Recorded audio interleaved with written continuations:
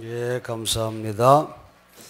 여러분 반갑습니다. 사랑합니다. 대강절기를 보내는 성도님들 위해 주님의 평화가 넘치기를 축원합니다. 대강절 두 번째 주일을만 오늘 아침 우리는 세계에서 가장 영구적인 희망의 표현들 중에 하나인 평화로운 왕국에 대한 예언자 이사야의 위대한 환상의 말씀을 통해서 주님의 음성을 듣고 결단하는 시간이 되기를 원합니다. 여러분 지금 보고 있는 그림은 19세기 초에 원시적 화가인 에드워드 식스가 그린 평화로운 왕국이라고 하는 제목의 그림입니다. 뉴욕의 메트로폴리탄 미국 박물관, 미술박물관에 소장되어 있는 이 그림, 세계에서 정말 인정받는 작품 가운데 하나입니다. 이 그림은 오늘 본문의 말씀을 기초해서 그렸습니다.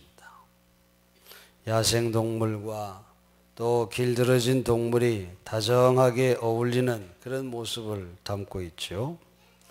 늑대와 새끼양, 표범, 수염소, 새끼사자, 송아지, 어린아이 이 모두가 같은 목초지에서 함께 풀을 뜯고 휴식하는 그런 모습.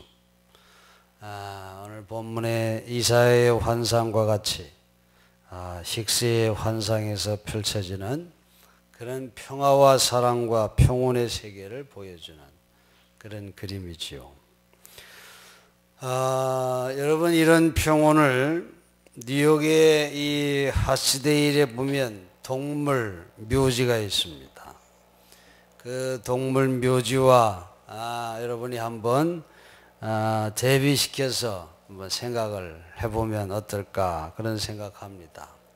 그 동물 묘지에도 고양이도 묻히고 뭐 돼지, 거북이, 개 그리고 사자 새끼 같은 그런 야생 동물도 물론이거니와 같은 땅에 그렇게 묻혀 있습니다. 땅에 묻혀 있는 그 동물들은 평화롭게 잠들어 있습니다. 이 평화로운 왕국의 그림과 이 동물 묘지의 이 두 환상 가운데 여러분 과연 어느 것이 악어와 병아리나 혹은 늑대와 새끼양이 평화롭게 공존할 수 있는 그런 상황에 보다 더 근접하다고 생각을 하십니까?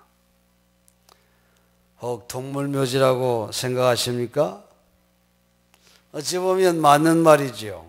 모두가 다 말없이 죽어있는 마당에 서로 뭐 다툴 것도 없을 것이고 묘지 안에서는 영원히 평화롭게 누워있을 것입니다. 여러분 오늘 본문의 이사야 환상은 우리의 현실 감각과는 전혀 동떨어진 유토피아를 묘사하고 있지요. 늑대와 어린 양이 어울리고 팔레스타인과 이스라엘인이 평화롭게 공존하고 또 우리 남과 북한이 싸움을 멈추고 평화의 노래를 부른다고 하는 것, 현실을 생각하면 도무지 그럴 가능성이 눈에 보이지 않는 그런 현실이죠. 우리의 현실은 그러지만 정치학자들은 미래의 전쟁이 일어날 가능성이 점점 더 적어지고 있다 이런 얘기를 합니다. 그 이유로 5가지를 말하는데 고령화 사회의 출현, 그래서 젊은이들이 점점 줄어가고 있기 때문에 국가의 이익을 방어하기 위해서 젊은이들을 전쟁터로 내모는 일들이 점점 줄어들게 될 거다. 그래서 전쟁이 적어질 것이다. 그런 얘기를 하고 또 미래의 전투는 사람들을 죽이기보다는 최첨단 무기를 사용해서 적의 전자공학적 목표물을 파괴하는데 그래서 그 사회를 그냥 뭐 마비시키는 이런 싸움으로 제한이 될 것이다. 그런 얘기도 하고 있고요. 또 경제의 세계화는 다국적 기업들이 전쟁으로 인해서 잃어버릴 게 너무 많기 때문에 전쟁의 위협이 감소될 것이다. 예를 들면 맥도날드 체인점이 들어가 있는 두 나라 사이에는 지금까지 전쟁이 벌어진 적이 없었다. 그런 얘기를 합니다. 또한 인터넷 시대의 문화적 변화는 다양한 지역들에서 함께 협력하고 친구가 되는 것을 가능케 하죠. 그리고 세계 각국에 흩어져 사는 이민자들이 저마다 거기에서 뿌리를 내리고 영향력이 커지면서 사회 곳곳에 힘을 과시하기 때문에 전쟁을 막는 그런 힘을 행사하게 될 것이다. 그런 얘기를 합니다. 또한 미래의 세계의 통치는 단일 국가에 의해서 통치되기보다는 유럽연합처럼 말이죠. 다중심적인 형태를 취하게 될 것이기 때문에 이런 이유들을 들어서 앞으로 전쟁이 일어날 가능성은 점점 적어진다. 그런 주장을 합니다. 하면 일리가 있는 그런 말일 수도 있습니다. 그러나 여러분, 그럼에도 불구하고 아직도 세계 곳곳에서는 수많은 사람들이 죽어가고 있습니다. 인종적으로, 종교적으로, 그리고 지역적인 그런 크고 작은 충돌들로 인해서 많은 목숨들이 아직도 희생되고 있는 그런 현실이죠. 과연 오늘 본문의 이사야의 현상이 이루어질 수 있는가? 정말 현실적으로 보면 불가능해 보이는 것이 사실입니다. 그러나 성도 여러분, 메시아의 출현과 그의 평화 왕국에 대한 본문의 예언의 말씀에서 하나님은 무슨 일이 있어도 평화로운 왕국에 대한 소망을 성도들이 잃어버려서는 안 된다. 그걸 우리에게 요구하고 있는 것을 우리가 오늘 말씀에서 기억해야 합니다. 이새의 줄기에서 나온 한 세수는 다윗의 후손으로 오신 메시아를 말하는 것으로서 평화의 왕으로 오신 아기 예수님을 말하는 것입니다. 하나님께서 인간의 몸을 입고 오신 예수님은 무제한의 군사적인 힘을 가진 왕으로 오신 것이 아니죠. 베들레헴 구유에서 낮은 모습으로 오신 분이 바로 예수님이십니다. 그 어떤 메시아도 이렇듯 순수하고 온순하고 겸손하게 평화로운 모습을 띌 수는 없다고 하는 것을 우리가 알 수 있습니다. 인도의 성자 간디는 그가 말하기를 세상에는 두 종류의 힘이 있는데 하나는 처벌의 위협들에 의해서 획득되는 힘이고 다른 하나는 사랑의 행위들로부터 생겨나는 힘이다. 그런 말을 했어요. 그렇습니다, 여러분. 사랑은 감성적인 단어가 아니죠. 그것은 수고가 있는 행위의 단어입니다. 1차 세계대전이 끝난 후에 퀘이커 교도들이 독일과 오스트리아에서 식량 봉쇄를 깨뜨리는 행동을 과감하게 했습니다. 그들의 이런 행동이 개인적인 독일인들에 대한 감상적인 사랑이 아니라 그보다 더 높은 의미의 사랑의 동기로 정치도 작동시키는 그런 영향을 나타내는 그런 일이 되었던 것입니다. 30년 뒤에 퀘이커 구제 집단들은 오직 그들만의 전쟁이 절정에 이르렀던 시기에조차도 독일 내부에서 유대인들을 구조하는 것을 허락받아내기도 했습니다. 이들은 처벌의 위협들이 아니라 간디가 사랑의 행위들이라고 불렀던 것을 사용했던 것입니다. 그래서 사람들의 마음속에 깊은 인상을 심어 주었던 것이에요. 요즘 인기 프로인 G11 비정상회담 여러분 다 잘 아시죠? 저도 시간이 되면 가끔 봅니다. 지난번에 아주 참 감동적인 모습을 보았어요. 그 사람들 우리보다도 우리말 실력이 더 좋습니다. 주제를 놓고 토론하는 열띤 토론을 하는 모습을 보면 어떻게 우리보다 그렇게 말을 잘하는지. 그런데 그런 열띤 토론을 통해 참 우리에게 많은 감동을 주고 있어요. 지난번에는 한 직장 여성이 직장에서 받는 차별로 너 같은 근무를 하고 횟수가 돼도 남자들보다 승진이 되지 않는 그런 얘기를 주제를 꺼내놓고 이것이 정상인지 비정상인지 열띤 토론을 했습니다. 그때 그 중국의 장유안이 이런 말을 했어요. 그 토론을 쭉 하면서 그 얘기를 하면서 눈물을 흘리면서 세계 평화를 소망하는 그런 아주 감동적인 얘기를 합니다. 그가 처음에 이 프로그램에 참여할 때 자기 마음은 꽁꽁 닫혀 있었다는 것입니다. 특히 일본에 대해서 자기 마음이 이렇게 닫혀 있었다는 거예요. 그런데 이 프로를 하면서 자기의 그 닫힌 마음이 점점 열리게 됐다는 거예요. 그러면서 자기가 정말 간절히 바라는 것은 모든 세계 나라가 하나가 돼서 차별이 없고 전쟁이 없는 그런 평화가 이루어지기를 자기는 바란다고 말이지. 그런 얘기를 하면서 눈시울을 붉히는 그 장유안이 가끔 눈물이 좀 많더라고 보니까. 그런 그 얘기를 할 때 참 가슴이 정말 뭉클했습니다. 정말 참 좋은 프로인 것 같아요. 정말 박수 치고 싶은 그런 프로로 생각이 됩니다. 세계 각국에서 모인 그 회원들, 정말 그들만 같으면 이 땅에서 전쟁이 사라질 수도 있겠다. 그런 희망을 막 품게 해주는 그런 모습을 봅니다. 사랑하는 성도 여러분, 우리가 이 강림절을 보내면서 정말 진정으로 소망하는 것이 무엇이 되어야 할까요? 여러분, 처벌의 위험이 있는 강제력입니까? 아니면 사랑의 행위가 있는 자비로운 힘입니까? 여러분의 선택은 평화의 왕국이에요? 아니면 동물 묘지입니까? 오늘 우리의 문제점 가운데 하나가 평화를 만드는 적극적인 사랑의 행위가 부족하다는 거예요. 그리고 모두가 마음은 있지만 행동이 없는 죽은 자들이 너무 많다고 하는 게 오늘 이 사회, 오늘 이 현실의 문제점이 아닐 수가 없습니다.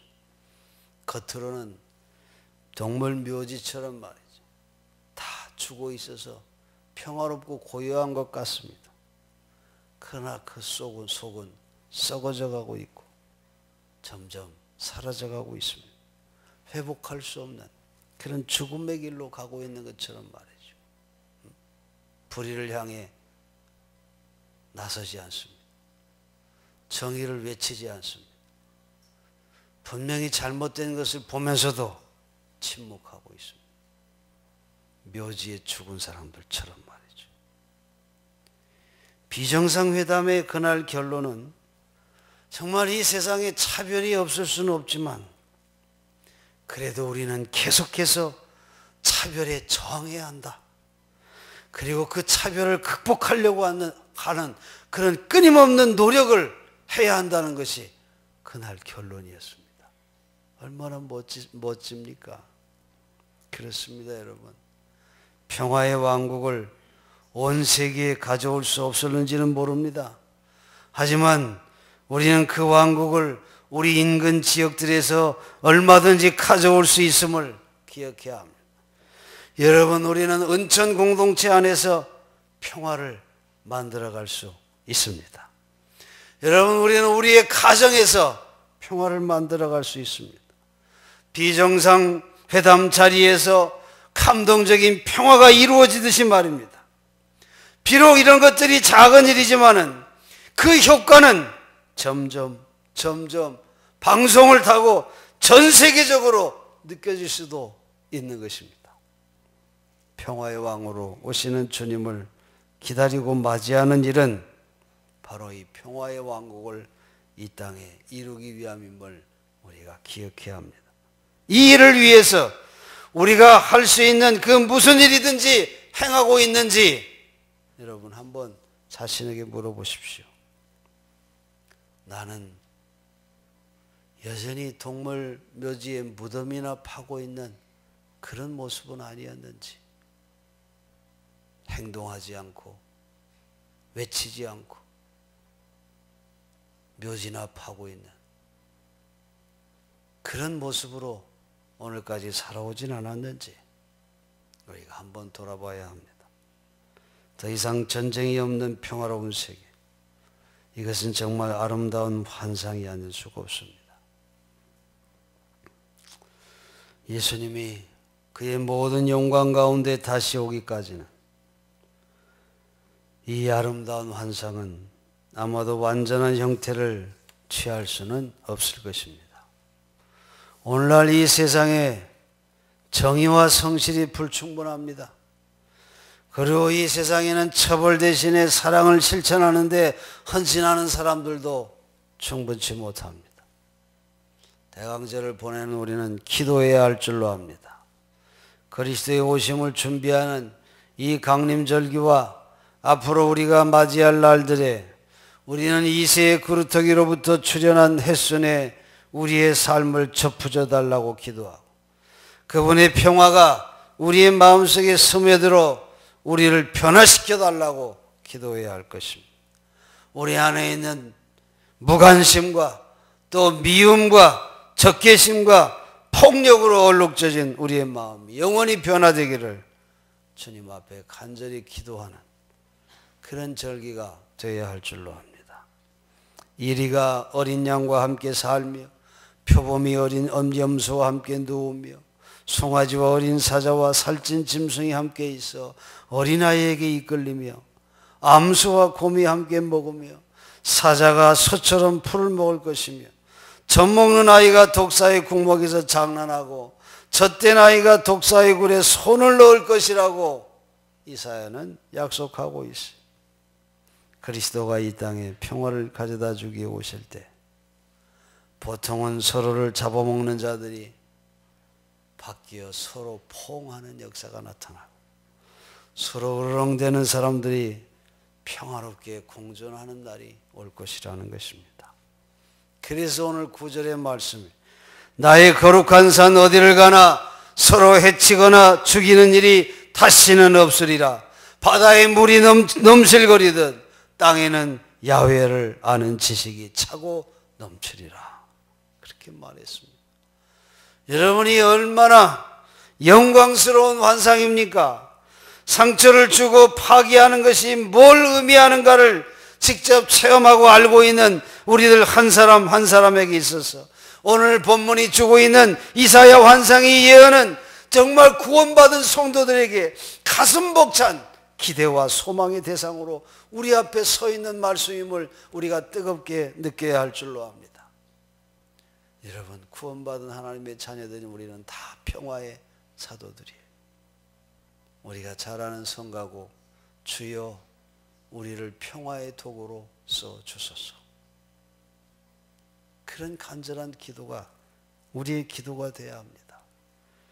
주님의 평화가 온 땅을 덮을 때까지 우리는 평화의 왕국에 대한 이 이사야의 눈부신 환상을 가슴에 새기고 진실하고 겸손하게 그리고 흔들림 없는 소망과 믿음을 가지고 사랑의 행위를 적극적으로 실천하여 주님의 평화가 곳곳에서 넘쳐 흘러나는 그런 곳이 되도록 그렇게 강림절기를 보내는 그런 우리 모두가 되어야 할 것입니다. 이런 사명을 주님이 공고해 주신 힘으로 감당하기를 원한다고 정말 간절히 부르짖어 기도하고 또 오늘 저녁부터 시작하는 부흥성에 이 하나님의 큰 은혜를 받아서 주님의 평화를 이 땅에 심어가는데 아낌없이 쓰임받는 그런 여러분의 삶이 되기를 주의 이름으로 간절히 축원합니다. 기도하겠습니다.